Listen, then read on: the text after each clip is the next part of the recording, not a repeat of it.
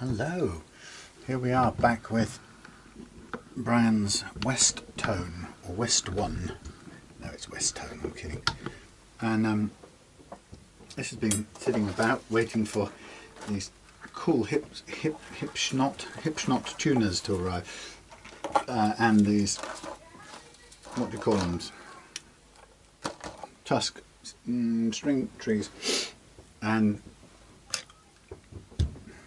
they arrived today. And I think they sat in the post office for a while because for some reason the postman addressed them, or dropped the note in saying they were addressed to, in my wife's maiden name and married name, so I kind of assumed it was something for her and didn't rush off and pick it up. Anyway, it turns out it was this package, and as a result it sat around not going anywhere for a while. So anyway, so I think Brian got them re-delivered. I think he checked with the tracking number and ordered it to be re-delivered, so that saved me a trip into the town to get them. I got up especially to go in and get them today, and they arrived through the post, saving me the trip. Okay, so that's just taking out the old string tree there and just wipe up some of the muck that goes with this one. Now I'm going to reposition that in a minute when it comes to it. But first of all, I'm going to get out the original tuners. And I don't know what the lighting's doing in here, but out come the originals. Now this means, or this is going to require probably reaming out the tuner holes. These are quite budget tuners in these, which is actually quite common for these. When these guitars came out, I don't think they were sort of conceived of, or I don't think people saw them as high cost guitars. They were seen as quite budget Japanese guitars. They've since become famous for their quality, but you can see that they came with these very basic looking tuners in their day. So we've got quite a few little things to do around when changing these tuners over. We've got to enlarge the holes up to the 10mm required, and then we've got to possibly fill some of the old screw holes as well. But then after that, there's a few little things, and I've written down everything that needs doing. The setup part is done mostly. We've got to do the nut slot heights, change the tuners, put the string trees in, and then just check the intonation at the end, and we'll all be good to go. And we also have to knock out the ferrules on here, which is always a little bit of a thing, and I often use a sort of, what do you call it, this thing here.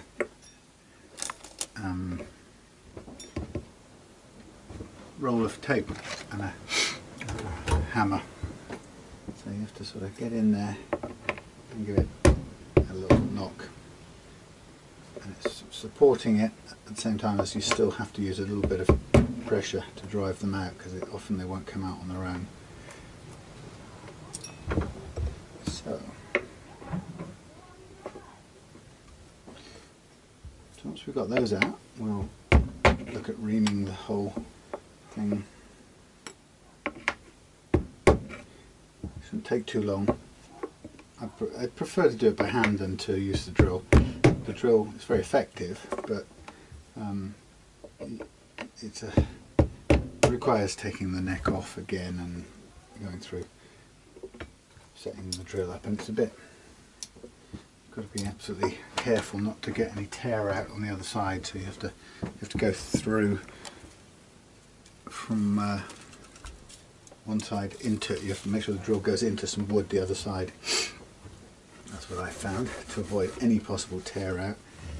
Okay, so this is a vintage looking thing, so it's not pretty in terms of the finish, but everything's working. Alright, so let's just check these are so cool. I don't know if it says what the actual ratio is on here, but it's probably quite a bit higher than the regular ones, because you can see yeah, you can compare the gearing. It's got a bigger wheel and more teeth, so it's a smoother tuning experience.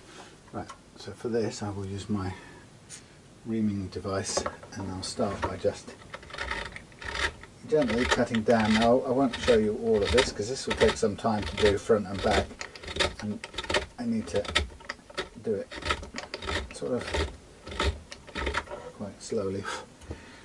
I don't actually know quite what the diameter of this is. Let me just measure it first. I'm assuming 10, but it's an American product. It could be any old thing. It might be 9 actually, looking at this. Well, no, it's sort of 9.7 at the bottom, but it is tapered. 9.8 down to 9.6.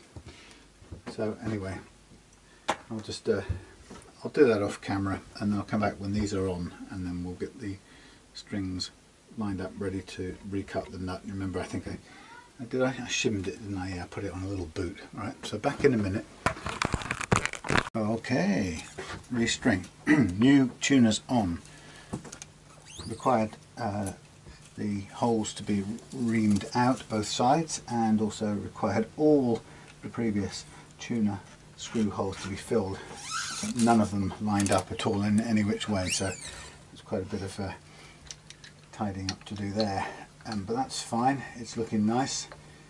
You'd hardly know there'd been screws in there before.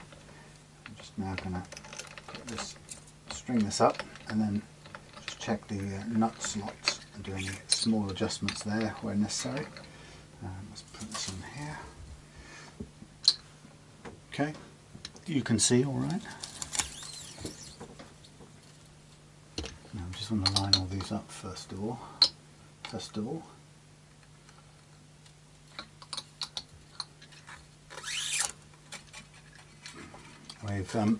You've got still to place the second of the 2 string trees. The first one is in a good position. The second one's going to be closer to the nut than previously, so we have to just wait for a minute until we got the strings on to see where that lines up. Okay, so this will be good. I'm looking forward to getting this back to Brian. Hopefully, maybe get this out Thursday at the latest. Possibly even tomorrow if we sort out the couriers and whatnot.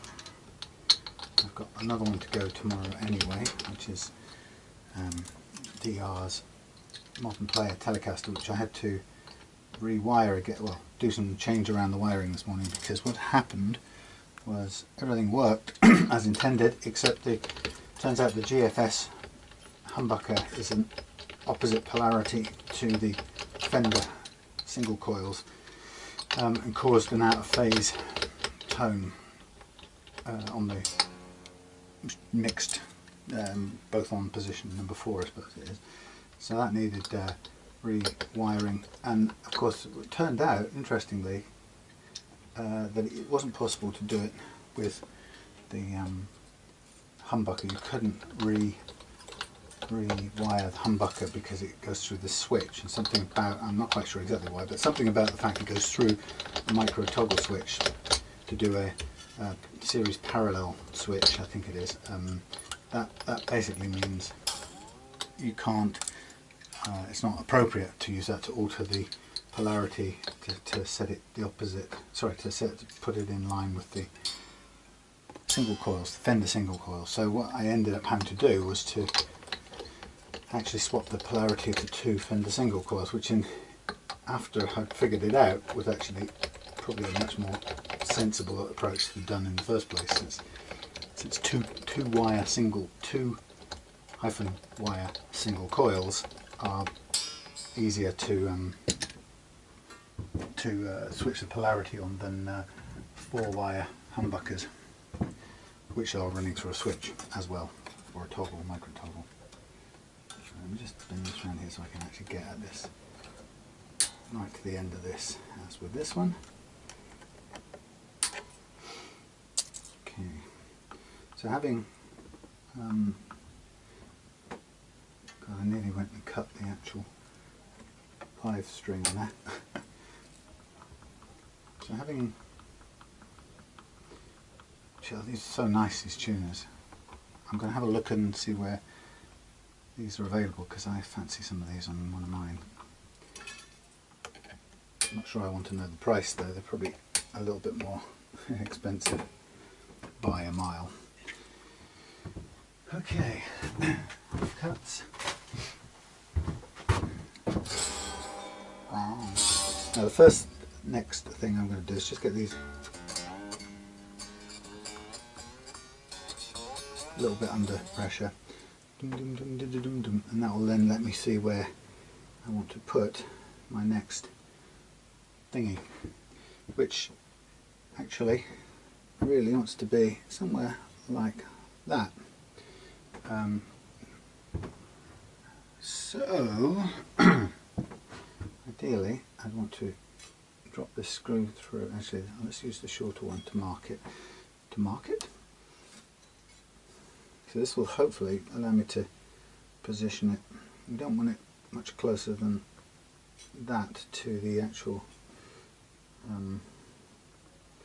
this tuner, the D tuner. Okay, now these, difficulty here is that this screw is just a little bit too long for it to sort of sit. I just want to be able to press it down. Thank you. Press it down. Don't want to move too much.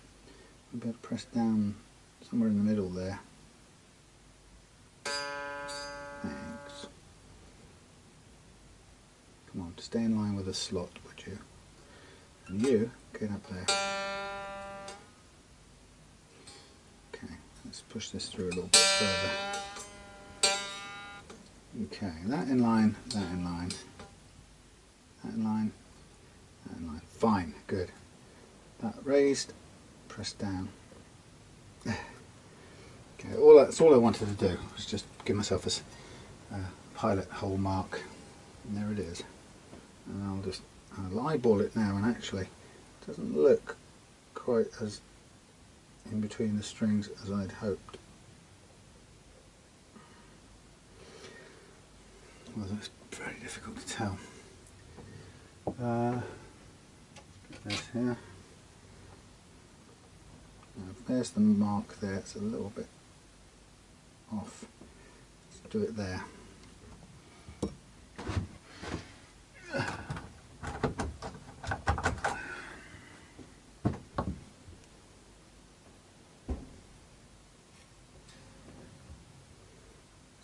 Sit there, come on.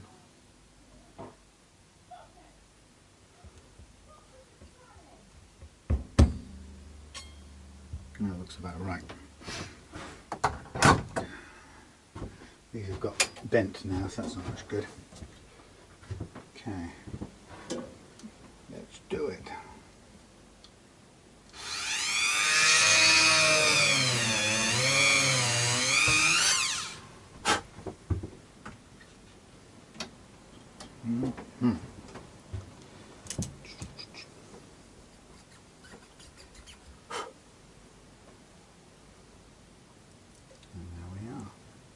Now, how far does that have to go in? Far enough.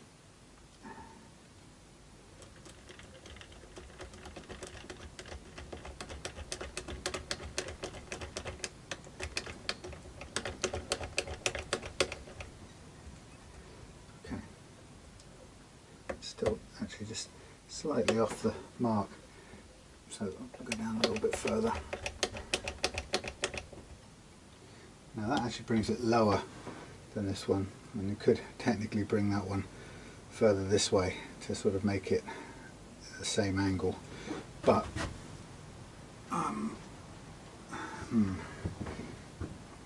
see, originally that's a little bit, it's a very slight difference, but I don't think we want to come all the way back down. I don't think we need to.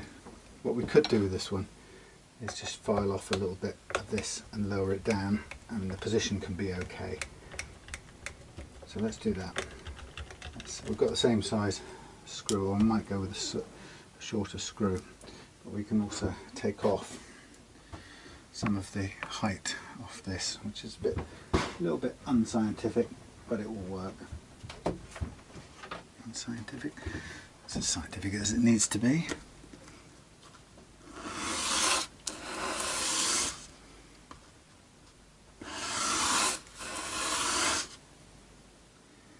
The difficult bit is getting it actually straight. It's quite difficult. But that will bring it down another millimetre or so, and that will put a little bit more angle onto the string. Just a little bit more. Okay. Pretty good. So fiddly, these little things. Right, now on this we'll use the shorter screw.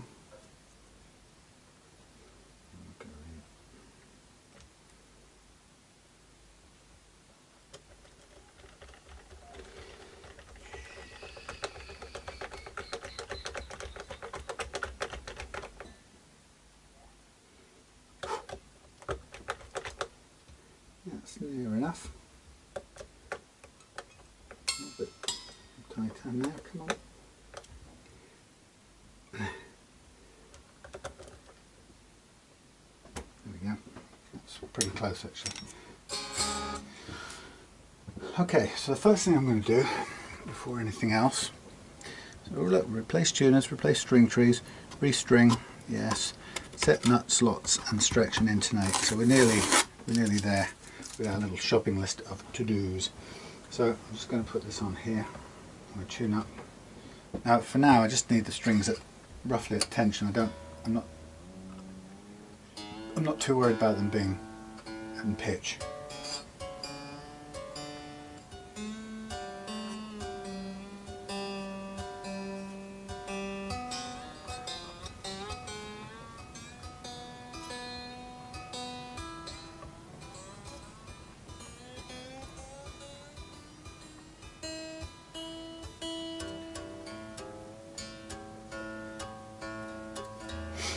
Okay, so that's that pitch for as far as the action is concerned. So now what I want to do is just adjust all the actions to make sure they're where I want. Looks like the treble ones are pretty okay, but we'll have a bit of work to do. Thank you. A little bit of work to do on the bass strings. So I'll take them off for a minute, and we'll make ready with our this thing, triangular thing. I'm sorry, you're probably getting dazzled by the silly light. Let's use our magical, well, as good as it gets really, camera arm flying low over the thing. Right, so now I'm going to go for 0.3, which I'm going to just open up the slot a little bit to make sure that it works.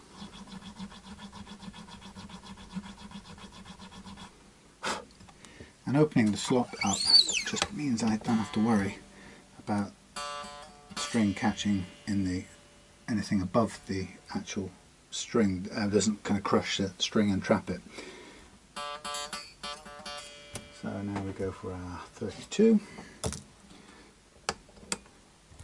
and we cut a little bit down.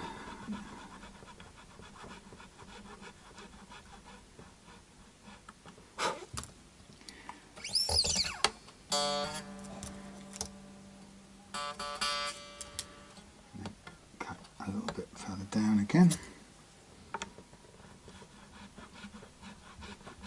So always at a sort of 5 to 10 degree backwards angle.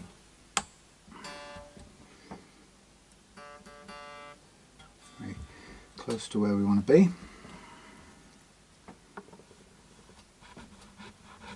And once we've got the height correct, then we're really looking at to make sure that it's where it needs to be in terms of width.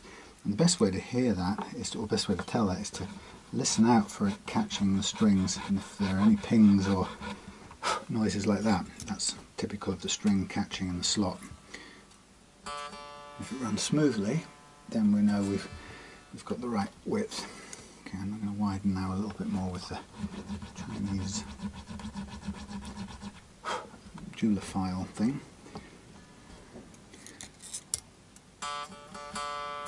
And we get down to the right height, so we've still got a little bit of room to go. I don't know what I was thinking, but I decided to reuse this nut because it's the original one and it kind of looked good in situ, but it's I think it's plastic, so again that's a bit unusual to stay with it, but I've gone this far to, I mean, one of the reasons I stuck with it is because the width was slightly non-standard, and it was kind of easier to use the original, which seemed to be working well enough from a playing perspective, than to go for the whole thing of cutting a custom bone one, which would take quite a long time. Now, having said that, it all ultimately comes down to how it cuts and whether I can get to the desired playing action or not, and if I can't, then we have to reconsider.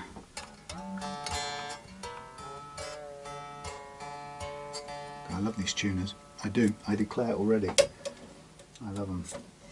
Right, now we're going for the A string.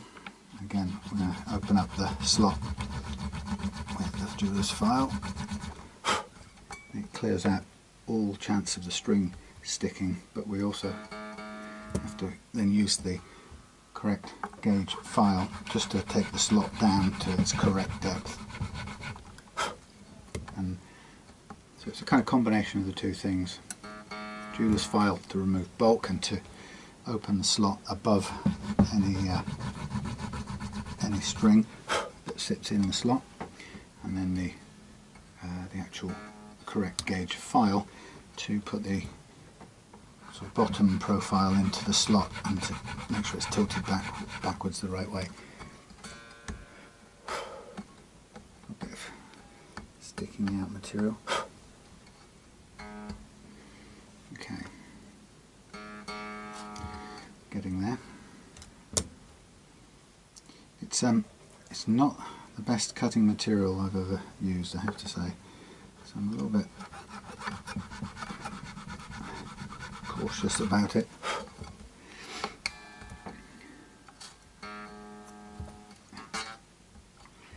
Obviously I'm trying to do all of this with the least amount of stress on the new strings. It tends to be polishing rather than cutting at this point, which I don't need. It's smoothing the plastic rather than cutting, so I might need to try and somewhat unclog the blades on this thing. It might just be slightly gummed up. We need to get some bite back into them.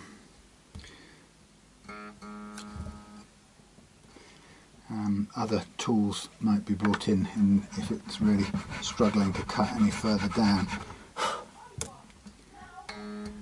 I think we might be right. When you start bringing other tools into the mix here, it's where you can kind of go too far before you know what's happened.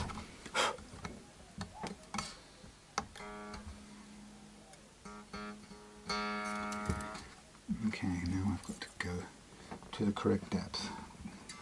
Please oblige me. Thank you. Getting there, very nearly there. It's the front edge that's the critical thing as far as the depth of or the position of the string, the height of the first fret goes. It's the height of the front edge of that slot that really matters. I'm trying to get it by using the same downward angle all the way across. That's about right.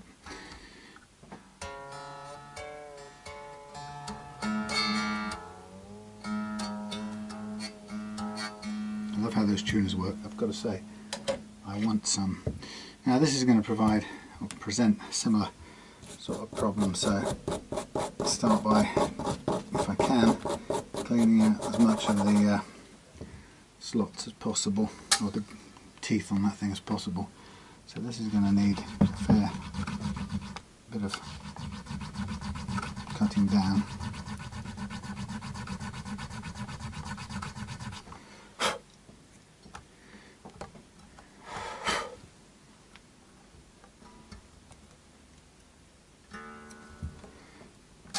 So with this amount, it's probably best we get as much of the depth cutting done with this cheap jeweler's file as possible, because you know, they're peanuts to buy new really.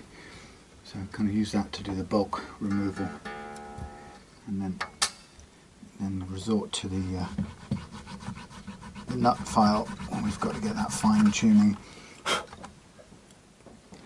Amazing how much sticks up, like little tags.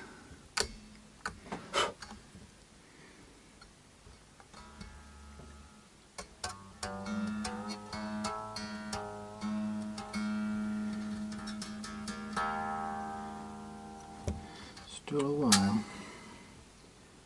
Okay, let's go at it with this. So it feels like it's got a fair bit of bite to it, which is good.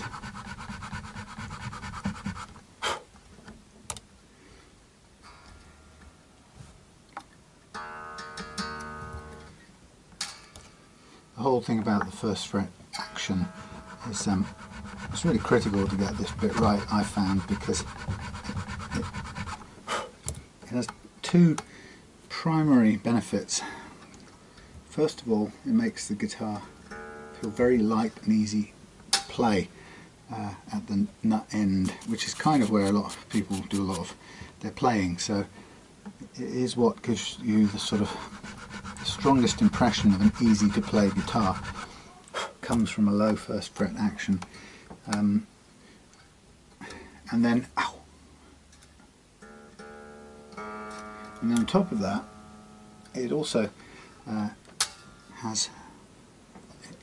makes sure that you don't have one of the problems that you can get when the first fret is too high. It causes the pressed notes down near the nut to go sharp, because they're having to be pushed down so hard to reach the fret that they actually forces them sharp. And when you're playing a single note melody, or a lead guitar or something, it's less noticeable perhaps, but when you're playing open chords, and something like a D chord where 3 of the strings are open and 3 are pressed down in a little D shape, the pressed down ones, if the first fret action is too high, the pressed down ones will play sharp compared to the open ones, and together that will make a really unholy sound that you really won't enjoy, and it sounds incredibly messy. What I've noticed over the years is that people, although it's not technically the guitar playing out of tune, people experience it as playing out of tune, and so that the way they'll often describe it is that they can't get the guitar into tune, and it will be incredibly frustrating, and sometimes people like me will struggle with it for ages and either give up or finally have to go and find out what on earth is causing it.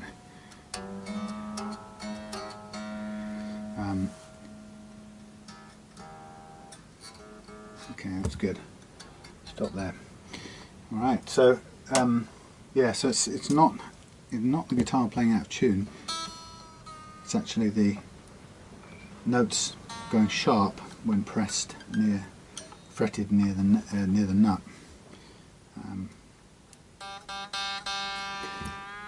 Oh, here we go. Caught up on the old what's it. Now, I'm going to do a couple of things here. I'm going to do a little bit of slot widening, as I've done with the others, just to make sure that this thing doesn't strangle and catch the strings. And then I'll also then cut down to the correct playing height, playing action.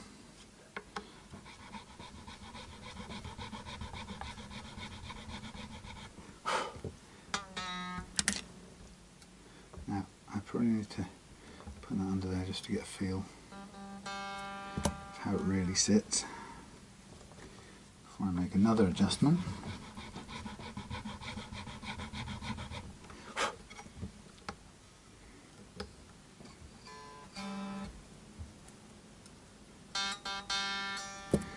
Still high. So at this point, normally I prefer to do all of this before the new strings go on, but in this case I didn't have much chance, so being as careful as possible not to kink or bend the strings so that they're in good playing shape for when I finish setting it up in a minute. Right, let's have a feel. Nearly there. So bone is my preferred medium, partly because of the way it cuts. It cuts what I would call consistently and dependably. And for me that's really critical in being certain that I'm getting the first fret action that I want out of this. And when you have to use another material like plastic, you can get there. I'm just there on that one, but the downside is you can find yourself going past the point you need to be at before you know what's happened, and that's pretty disappointing.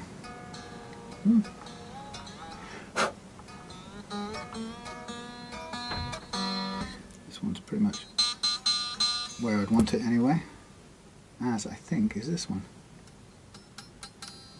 Anything that's a fraction under, but that will do.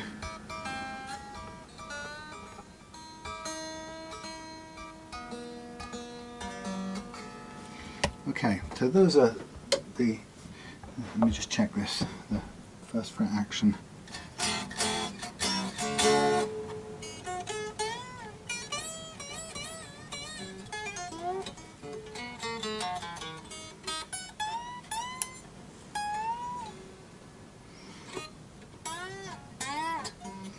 Just look at the relief in the neck. Okay. Okay, so let's just do the first of the big stretchings now to get rid of all the slack in the strings so they'll stay nicely in tune. And I do it this way, as I've seen before.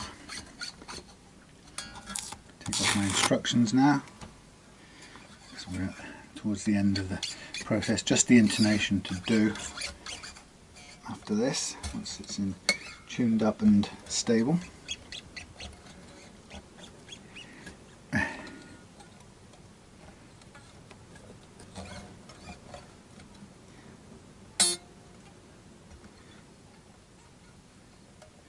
Okay.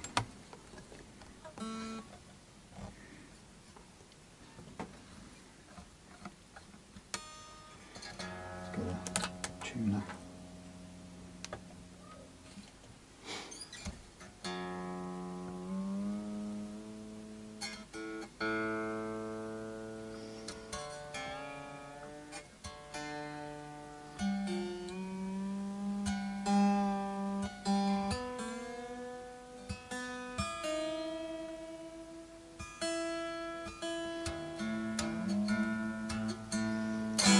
Beautiful tuners to operate, I've got to say, and this is a case where money does buy you a very nice smooth quality of tuning experience. It's not that it will provide any more tuning stability if you didn't do the nut slots right, or if you didn't stretch out the slack here, because it's not the tuners themselves that cause anything to go out of tune. All you get from the expensive tuners like this is the aesthetic, which looks great in this case, but you also get a smoother tuning experience when you're actually tuning up to the pitch you're after, which is worth the extra money for that smoothness of that experience.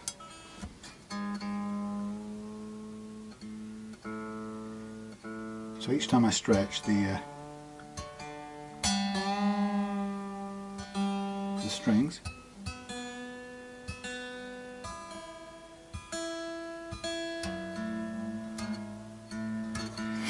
bit of detuning, or progressively less and less detuning, indicates that we are getting to the end of the residual slack in the string. So once we've got all of that out, it will stay and play in tune, providing the nut slots are wide enough and there's no obstruction there. I think we shall be okay. Even though it is plastic, it's still original, which is quite nice. But you know, we had to shim it because the new frets made it too short or too low.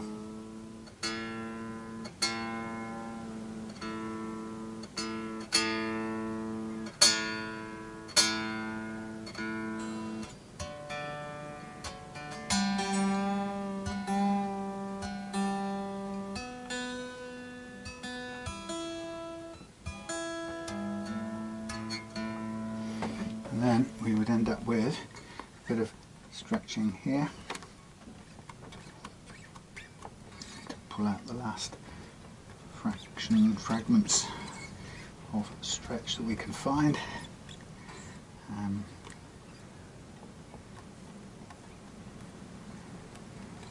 then once we're done, we'll kind of tune it, check the intonation, and we'll be ready to go. Now for the intonation, I've got the Korg tuner.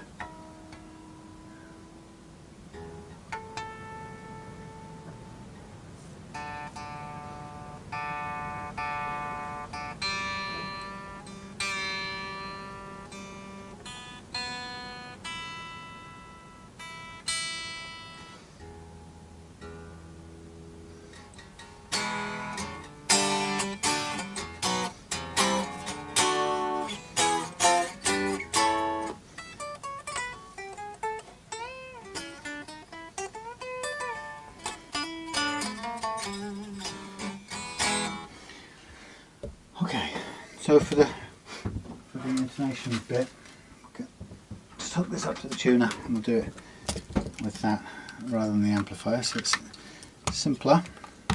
And I'm just going to get the amplifier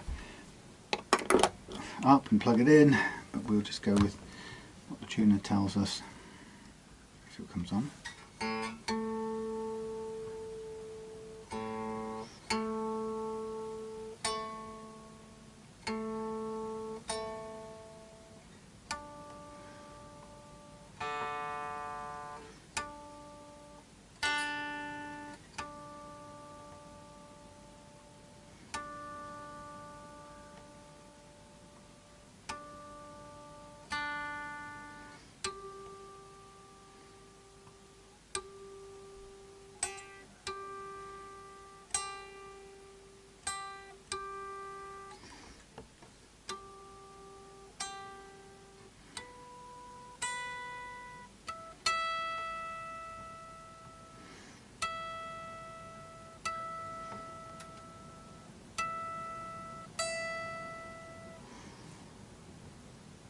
Pretty much spot on.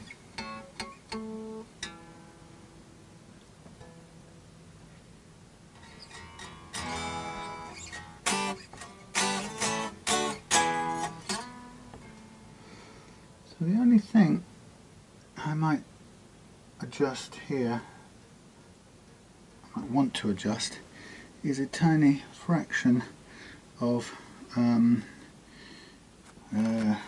relief. Oh no, what did I say? Was it at its limit anyway? I mean, that's the only one tiny adjustment I might make. We've got that little cutaway, and the only way that works is with a cutaway cut off. Oh, well, one of these might fit as a start point. Where are they? I'm missing a whole one. It's gone down the back, hasn't it? And I haven't rescued it. That's my problem. It's not that one, it's the bigger one, which looks probably something like that. But there's no chance of getting it through there. Now one of these might have another one knocking about in here with a ball thing on the end. And if not, where did they go? There's one. Another one. Where's the other one? There's one. That's not that one, is it? Wrong size. Okay. Well, short of cutting it short, and it would have to be quite short.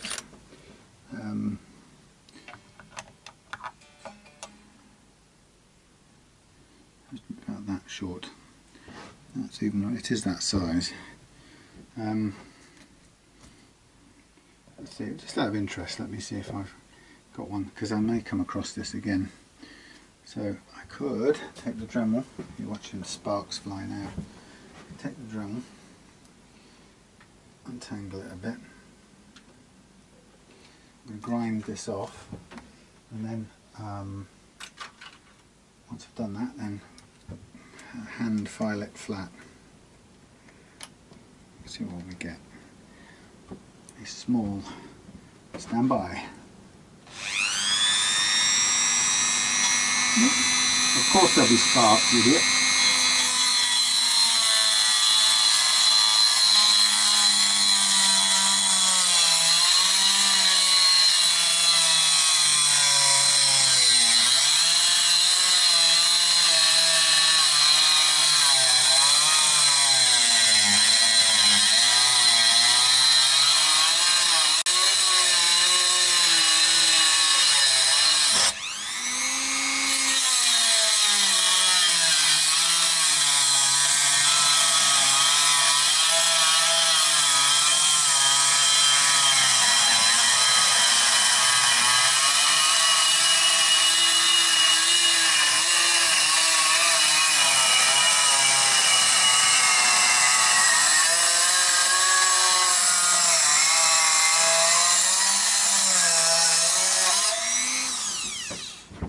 About that then. Chop that off, file it flat. Now actually that is a useful piece that I'll use for something else. That makes a nice little, what's the word? That makes me a nice little thing I'm looking for. Knob for my headless guitars. Tuner knob. Knob. Right, let's get the file.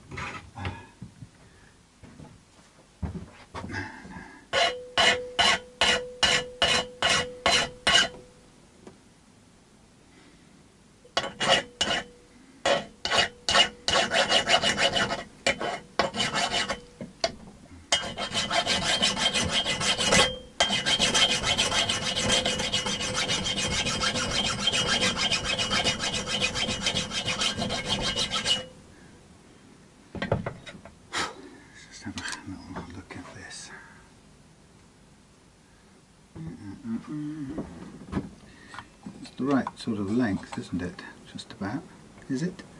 Is it? Is it really? Maybe it's a fraction too long now still. You don't get a lot of wiggle room, do you? So I feel. If you go down there, and unless you're a little bit shorter, you can't get in there anyway. There is not a lot of turning room. Blimey. Shave it a bit shorter. Don't know whether that'll help that much, but we can see.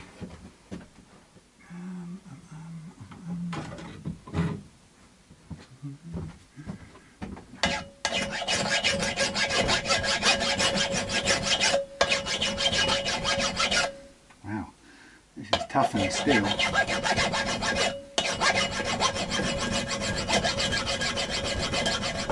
Normally I'd be able to get through this much quicker.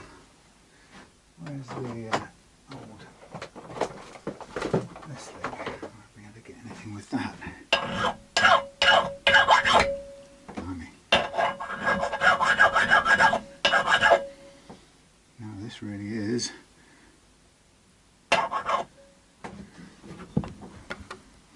Go over there a minute.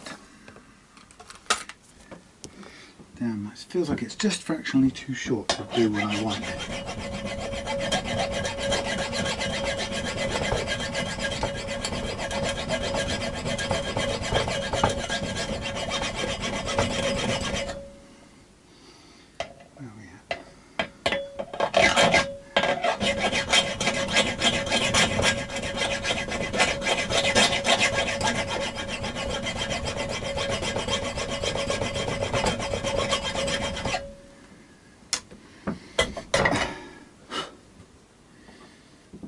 It's pretty tough going actually. None of these things, that's just like, oh, it's got to be a little bit shorter again to get it in there, and I've gone and made it too long. I really have a grinding wheel now to do the other bit, which is a bit of a pain. Try and scrape it down here a bit.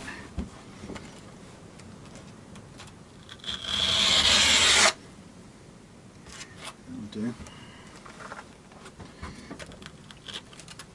At least we'll get some off.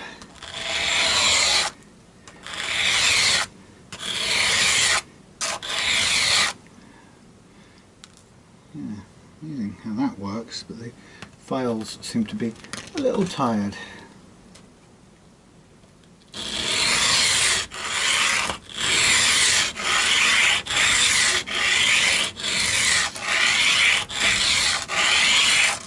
Yeah, it gets a bit warm after a while.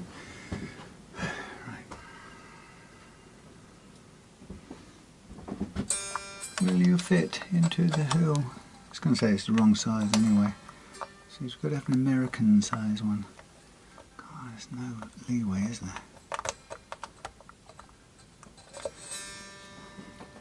Well, if it's the wrong size then I'll be wasting my time anyway. And the reason I'm just trying this with a spare key is because I'd otherwise have to take the neck off with the strings all attached, which is be a complete pain. I've got these iron filings standing up, that's brilliant.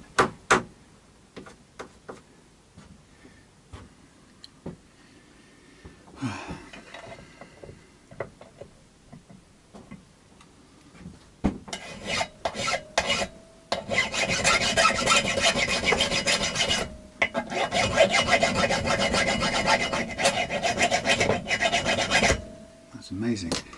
This will no longer cut in to this metal.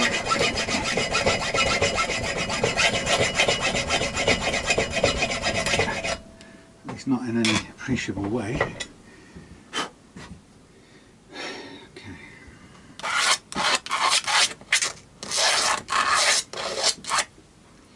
Take the sharpest bit off.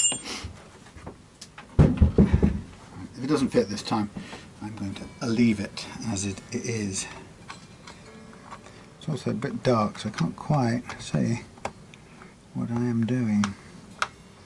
So the problem is if it's a little bit too long and I can't get it turned over to one side whilst keeping it, I haven't got any turn room, that's the problem. And without any turn room you can't get it in.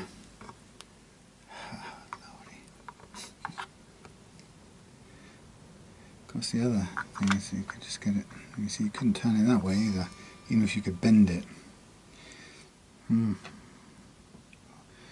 What an absolute bloody pain. So the alternative would be to do this. I guess I'll have to do it just for my own peace of mind. Select the strings.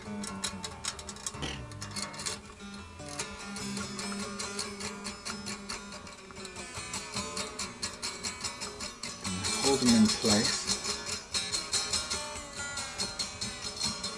so they don't run away.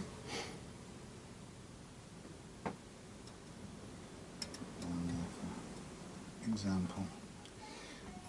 Okay, nicely slacked off. Then we get our large screw thing and we'll remove these. We can use the power driver for this. Set the torque to about 6 or 7.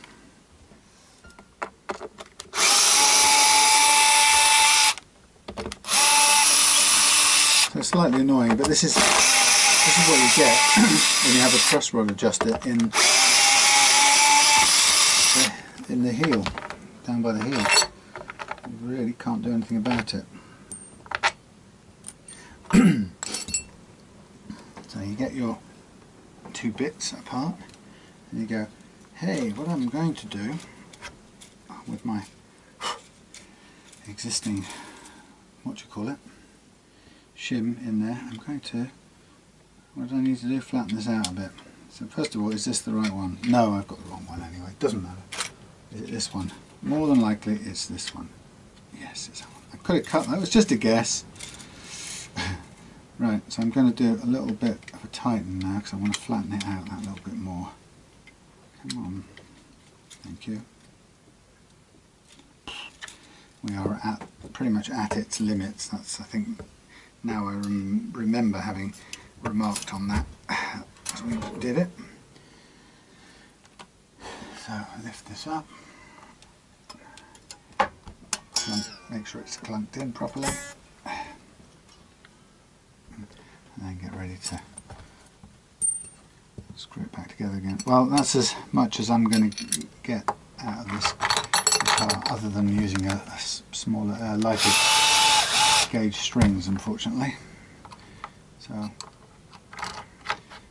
I knew there was a reason. I'd forgotten it since we parked it for a week or so.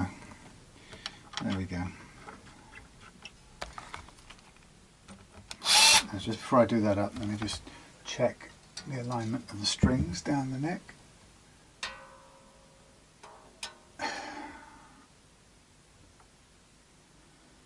It's okay. It's okay.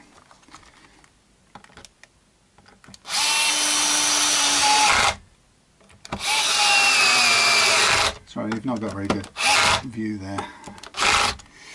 Okay, so that's out of the way. That down there.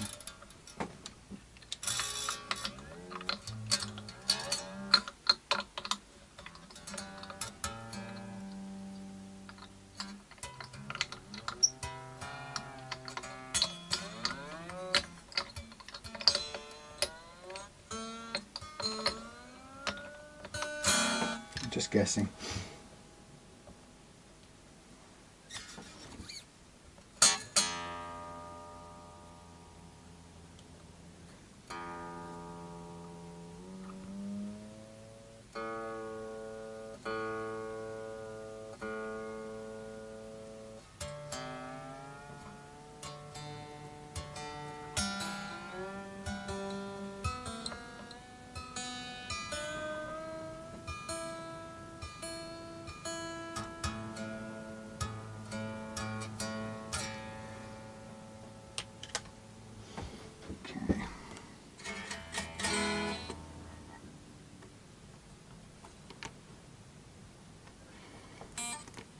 Okay, well we're done.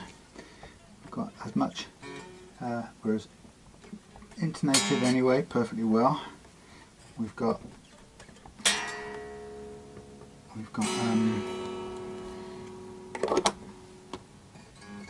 action set right. A little bit of stretch to pull out since we've detuned it.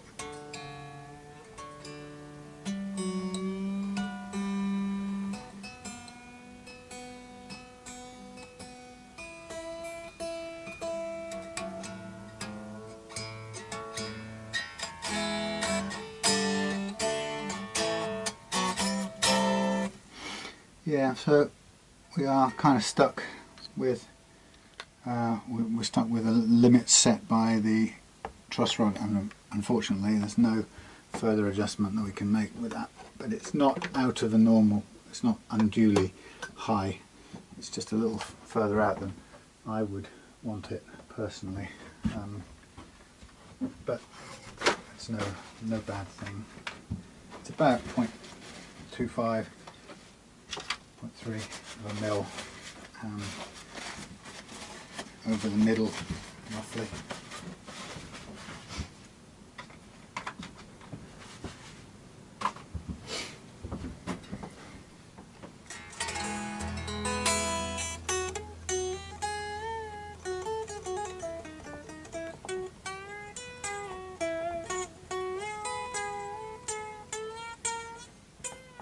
So you can't bend past that centre point, which is a pain, but it's about its limits on this.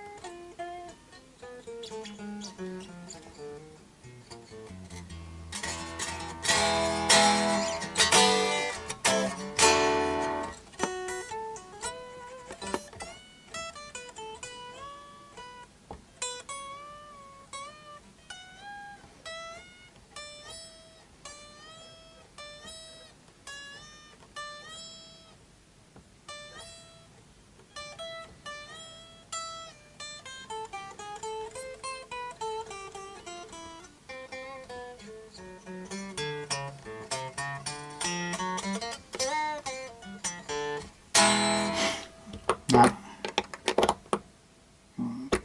that's a funny old thing.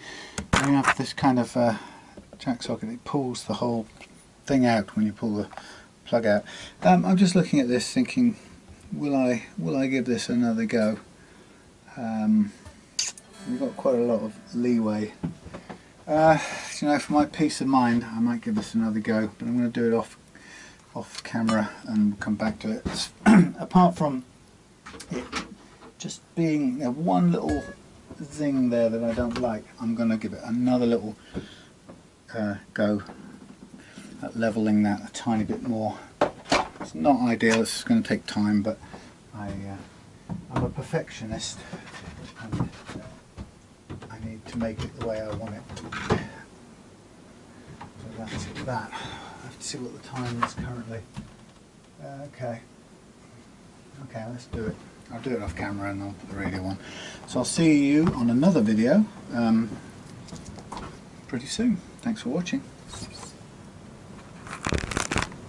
So just to wrap up, I've done another level now, and that's all I can do. And what I realised was that there's been something I've learned over the period of time I've done refrets, and it struck me the other day listening to somebody or looking at another luthier's offering, and they basically said, they detailed what their refret process involved, and they very expressly said for them the refret involved taking off the old frets, planing the fingerboard to ensure it was straight and level, and then refretting the guitar and then refinishing the fingerboard neck. Now that was very specifically put, and it's triggered something for me, or reminded me of something that I've had to come up against a couple of times. So I've normally with rosewood fingerboards, because they're often quite old and tired by the time I get to them, I've often made a big deal out of sanding them down, re-radiusing them so that they look great to start a new life with new frets.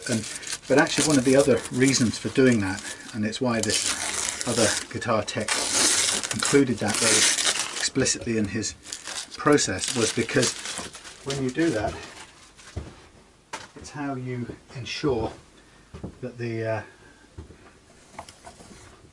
neck is level, ready. Now I talked quite a bit about it at the beginning, about doing everything we can to make sure the frets are level, and what I've ended up with on this guitar, there's an imperfection in this neck which has cost me and cost Brian a bit in terms of time, and it's cost Brian a little bit extra fret metal, and possibly ultimately a concession in ultra low action. We may have to just stop a little higher than normal. The reason that's happened, and it's happened once before, actually on a rosewood neck guitar, but it was also a guitar I didn't re-radius the board prior to refretting.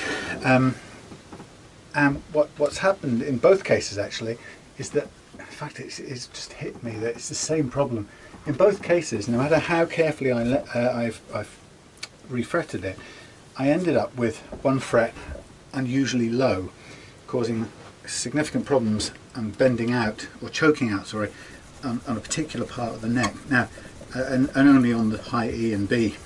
Now, this is exactly what we've ended up with on this guitar, and it's in the same sort of place. And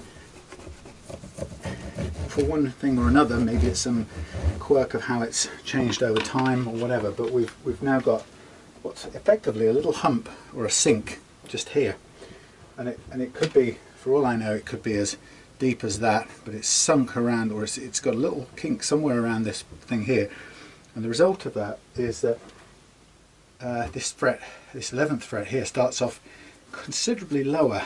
Now I can't know that until I kind of keep going at the fret leveling, keep trying to get those notes playing, and then keep ending up not getting them playing. So now I'm at that point, as I got with actually one of Hugh's guitars, an old Sun Mustang, The first time round, basically, I refretted that Sun Mustang completely because it was driving me mad. But I did it, refretted it so that I could basically, this time round, re-radius the fingerboard and have control over the quality of the surface that the fret sat on. And the second time round it worked. But this time we're keeping the original, you know, what's this stuff, lacquer on here. And I'm just beginning to realise that this is a false economy, or maybe a mug's game to do that way. Even though it preserves the mojo, and there's something nice about that, the question you've got to ask is it worth it if you lose control of the quality of the surface that you're fretting onto? Because, you know, in both, like I said, the compromise that Brian has to have now is a bit more life taken off the frets than I would have liked. I mean, a bit more than just a first basic fret level that I would normally hope would get it playing just right for this kind of refret. And then for me, just a complete loss of time, because I'm not going to pass the time on in cost in this case, because but it kind of gets me thinking very carefully about it for a next time, saying, well, actually, do I insist? Well, first of all, is there a way of determining before anything happens whether there is this microscopic, because it's very, very difficult to see, but it's enough to upset the bends. And the problem with this is that you're dealing with a 9.5 inch radius, or possibly even slightly tighter because of its age. So it's a relatively tight radius. That makes bending on a low action marginal anyway, as most of you all know. So you're up against it to get a low action anyway, and then to have some slight undulation or slight inconsistency in the height of the seating on the fingerboard is just adds a dimension to this that makes it really difficult. So the question is, would I even be able to tell if I could even see it? Is there a way of being able to see it and tell? I don't know, but I think I'm going to, next refret, I'm going to sort of stop and have a think and see whether it is possible to detect that early on to avoid this happening again, because it's not only the time now, this is costing me a new set of strings as well, so it's quite an expensive glitch, and more than anything, the reason it's cost me this extra time is because I won't accept it being less than as perfect as it can be, and I hate having to accept that it can't be the way I would ideally like it. I mean, that really bugs me, and I actually have a hard job, as many of you will know, kind of not taking that personally, or feeling personally responsible that it was me that couldn't make it work. Well, actually I've seen it before, and it's not me that can't make it work. It's a bit like the 9.5 geometry. It's nothing about how careful you do or don't fret level it. You can't go lower on a 9.5 radius beyond a certain point. Anyway, so I definitely need to re-look at that, and I sort of, at the beginning of this, I might even have mentioned it at the start of this, but feeling just slightly uncomfortable about not being able to do the re-radius. But again, that's quite a big deal, because on a guitar like this, it means refinishing the whole neck, which is not a small undertaking with a vintage old guitar. It's the trouble is it's never going to look vintage again if you're refinishing the neck or the fingerboard.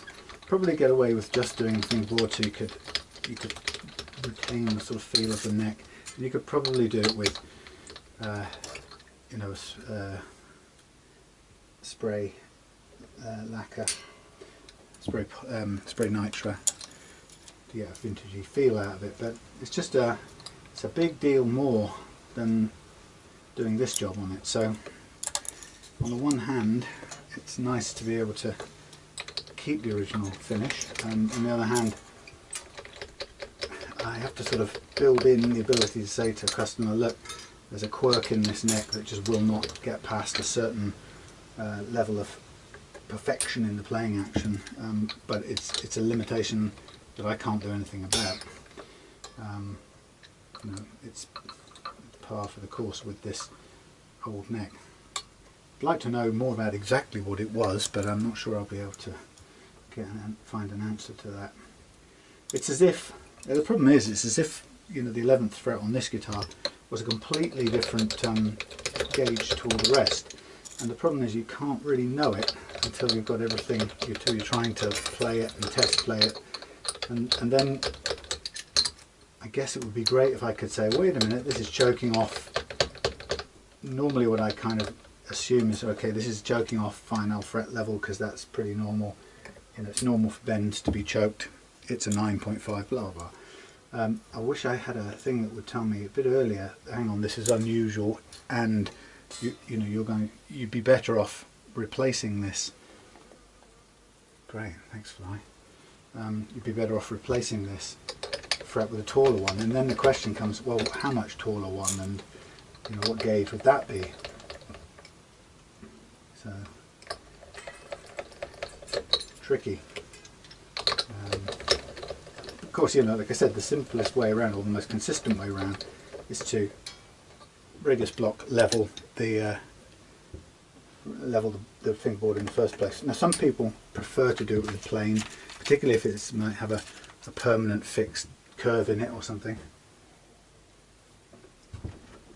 or even a twist of some sort.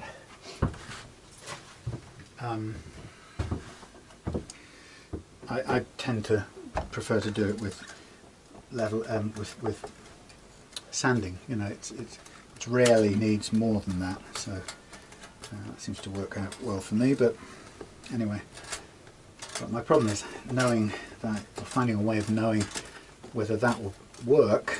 Or sorry, the question is, how do I do it as a sort of standard thing every time, just to cover all bases? In other words, you know, if you're basically promising a beautifully level refret, but you have to have control over the surface in order to be able to guarantee that, then you know, you put it in your blurb and you go, all refrets feature a re-radius of the fingerboard to ensure that I get the playing action you want. Otherwise you can't guarantee it. You have to then be explicit and say, due to imperfections in a vintage neck, or you know, twists and peculiarities with age, this may be limited in what you can do with it, and that feels a bit, I mean, it's true, it just doesn't feel great. So maybe I should have that in some sort of small print, but it seems like when you start going to the kinds of small print, you have to say to somebody, you know, same with you know, when you do a basic setup, everybody's expecting, well, most people are expecting a really low light action, and actually there can be half a dozen reasons or more why something gets in the way of that, and you have to, if you spelled all that out in the first place as a sort of caveat. Oh Christ, now we're getting invaded by critters because the light's on, the door's open. Come on.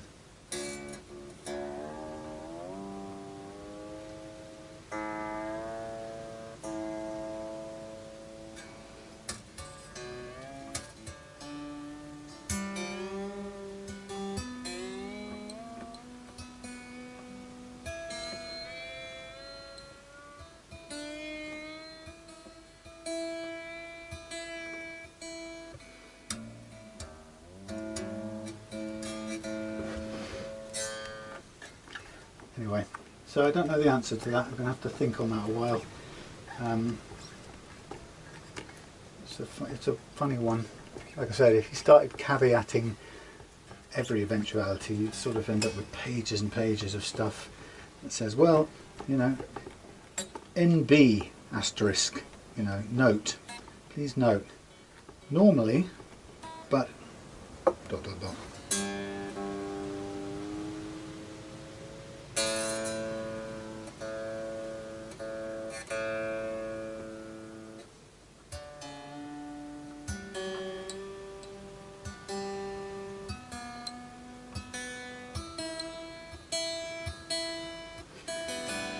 bit of widening needed on those top three strings at the moment. Okay, let's do these one more time and then I'll be done. Okay, so you've seen all this before, blah blah blah, and that's it. But I just thought it worth kind of pointing out that little bit at the end there. You know, I guess it's taken what, another couple of hours in all told to get this where I want it, close to where I can get it, the best I can get it, at the cost of a bit more fret metal. But you know, it's still oh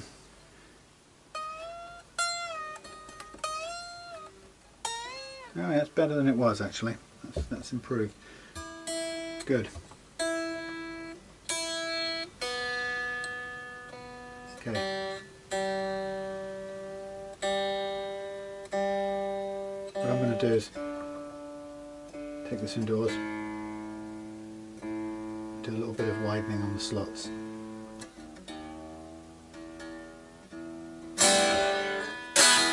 There we have it. Okay, anyway, just a little interesting convoluted bit of, you know, challenge at the end there. Thought worth mentioning again. I'm going to go out of here before I get eaten by Daddy Longlegs. Okay, so twist the magic arm. See you a bit later on. Thanks for watching again.